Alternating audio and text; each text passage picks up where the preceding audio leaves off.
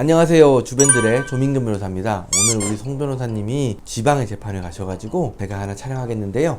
오늘은 2022년 성공 사례들 중에 하나를 소개해 드릴까 합니다. 죄명은 중간간이었고요. 원래는 여러 명이서 같이 술을 먹다가 나머지 분들은 다 이제 가고 나서 남녀 두 사람이 남았어요. 모텔에 가자라고 이제 의사가 치가 돼가지고 실제로 모텔에 가서 이제 성관계를 나눴는데, 그러고 나서 이제 여자분이 남자에게 항의를 한 거예요. 함부로 내 동의도 없이 했느냐, 이런 식으로 이제 항의를 해가지고 나 그러지 않았다 라는 식으로 이제 항변을 했는데도 고소가 들어온 사건입니다. 이 사건 같은 경우에는 좀 안타까웠던 것이 뭐냐면, 초동 수사가 사실 대단히 중요하잖아요. 사건이 일어나자마자 확인할 수 있는 자료나 이런 것들을 수사기관에서 파악을 하는 게 중요한데, 고소인이 당초에 고소장부터 모텔을 잘못 특정했어요. 실제 두 사람이 방문했던 모텔을 얘기한 게 아니라 그 근처에 있는 완전히 다른 모텔명을 알려주고 거기에서 강간을 당했다라고 주장을 했기 때문에 사실은 경찰에서 그 모텔에 갔어요. 근데 뭐가 있나요? 왜냐면 방문을 한 적이 없으니까. 고소인이 얘기한 모텔에는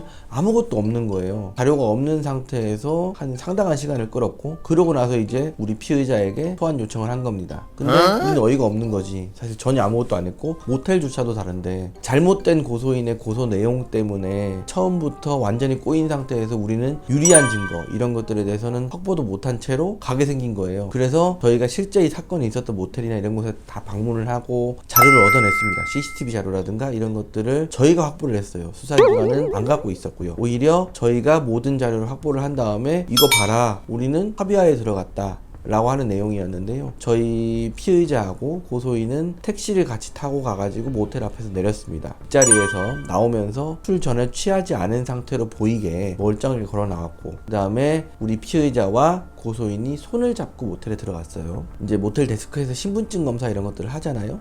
전혀 문제 없이 고소인이 다 응했고, 그리고 나서 모텔방으로 들어갔습니다. 모텔에서 나올 때도 두 사람이 같이 손을 잡고 나왔고요. 그리고 우리 의뢰인이 고소인을 모텔 앞에서 택시로 태워가지고 같이 가서 내려주기도 했습니다. 수사기관이 아무것도 가지고 있지 않다 보니까 저희에게 유리한 자료가 없는 것으로 알고 수사기관은 고소인의 말대로 너가 강간을 한 게 아니냐라고 계속 몰아붙이게 됐고요.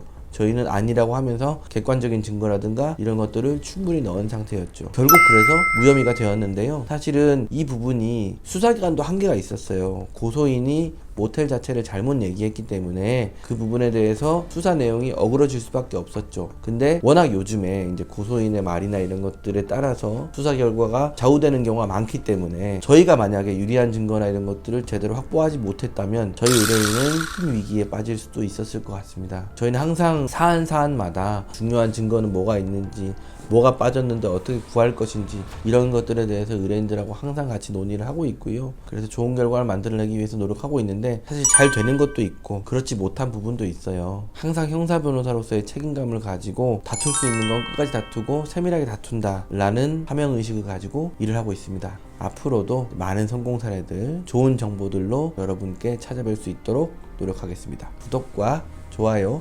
눌러주세요.